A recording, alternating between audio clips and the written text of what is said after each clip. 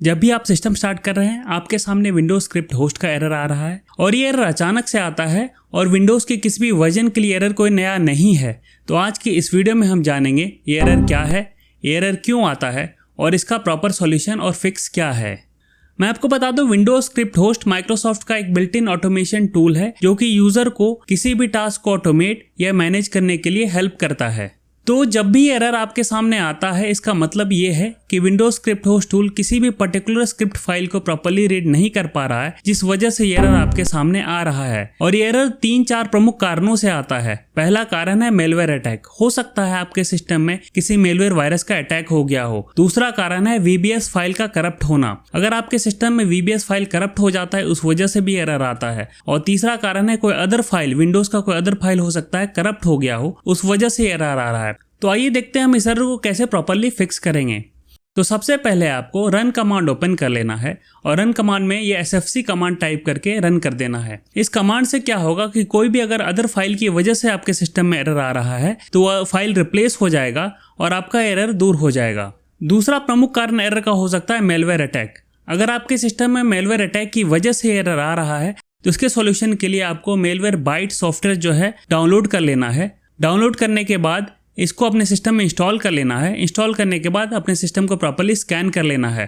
तो ये क्या करेगा, जो भी मेलवेयर फाइल जिसकी वजह से एरर आ रहा है उस फाइल को क्वारंटाइन कर देगा और ये एरर आपका सॉल्व हो जाएगा। हो सकता है किसी कारण से आपका Windows script host tool disable हो, उस वजह से भी एरर आता है। तो उसके सॉल्यूशन के लिए आपको रजिस्ट्री एडिटर में जाना है। तो रजिस्ट्री एडिटर में जाने के लिए आपको रन कमांड ओपन कर लेना है। रन कमांड में टाइप करना है regedit। उसके बाद आपका रजिस्ट्री एडिटर ओपन हो जाएगा। रजिस्ट्री एडिटर में आपको सबसे पहले HK करंट यूजर में चले जाना है। करंट यूजर में जाने के बाद आपको सॉफ्टवेयर में चले जाना है। सॉफ्टवेयर में जाने के बाद आपको माइक्रोसॉफ्ट विंडोज में जाना है और माइक्रोसॉफ्ट विंडोज में जाने के बाद आपको विंडोज स्क्रिप्ट होस्ट टूल में चले जाना है। उसके बाद आपको वहाँ के सेटिंग वाले टैब में चले जाना है। जब सेटिंग वाले टैब पे क्लिक करेंगे तो वहाँ पे राइट कॉर्नर में आपको एक इनेबल्ड नाम का DWORD32 का वैल्यू मिलेगा। आपको उसको डबल क्लिक करके चेक करना है कि वो 1 सेट है कि नहीं है। अगर वो 1 सेट नहीं है तो इसका मतलब है ये कि आपका माइक्रोसॉफ्ट स्क्रिप्ट होस्ट टूल जो है डिसेबल है। तो उसको इनेबल करने के लिए आपको 1 टाइप करके ओके कर देना है। कभी कभी क्या होता है कि ये हो सकता है ये इनेबल्ड वाला वैल्यू यहाँ पे हो ही नहीं। अगर ये इनेबल्ड वाला वैल्यू यहाँ पे नहीं है तो उसको आपको क्रिएट कर लेना है। तो उसको क्रिएट करने के लिए आपको राइट क्लिक करना है। राइट क्लिक करने के बाद DWORD32 नाम का एक वैल्यू क्रिएट करना है। वहाँ पे आपको उसका नाम इनेबल्ड लिख देना है। इनेबल्ड लिखने के बाद जब ये क्रिएट हो जाएगा वैल्यू, उसको क्रिएट करने के बाद उसका वैल्यू आपको 1 सेट करके ओके कर देना है। हो सकता है कि इस वजह से आपके सिस्टम में एरर आ रहा हो और इसका सॉल्यूशन मिल जाए। विंडोज स्क्रिप्ट होस्ट टूल को बहुत सारे स्क्रिप्ट फाइल को चलाने के लिए जो इन्फॉर्मेशन चाहिए होता है वो VBS फाइल में हो सकता है। हो सकता है कि आपका VBS फाइल मिसकॉन्फ़िगर्ड हो, जिस वजह से भी एरर आता है। उसको चेक करने के लिए आपको रजिस्ट्री एडिटर में चले जाना है। रजिस्ट्री एडिटर में आपको HK क्लास रूट टैब में चले जाना है। वहाँ पे आपको .VBS नाम का टैब मिलेगा, उस पे चले जाना है। वहाँ पे आपको राइट साइड में डिफ़ॉल्ट वैल्यू दिखेगा।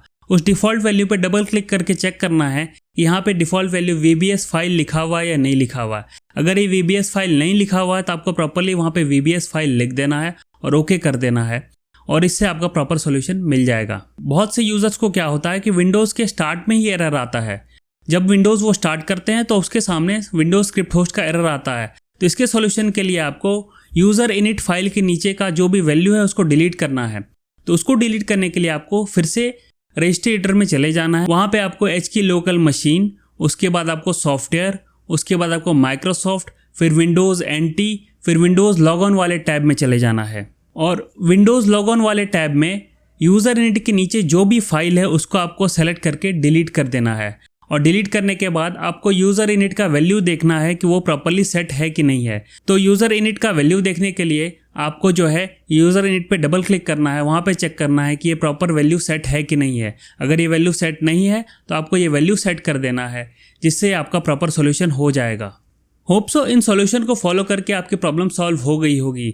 अगर इसके बाद भी कोई प्रॉब्लम है तो आप हमें कमेंट्स में बताइए, हम कोशिश करेंगे आपकी प्रॉब्लम को सॉल्व करने का।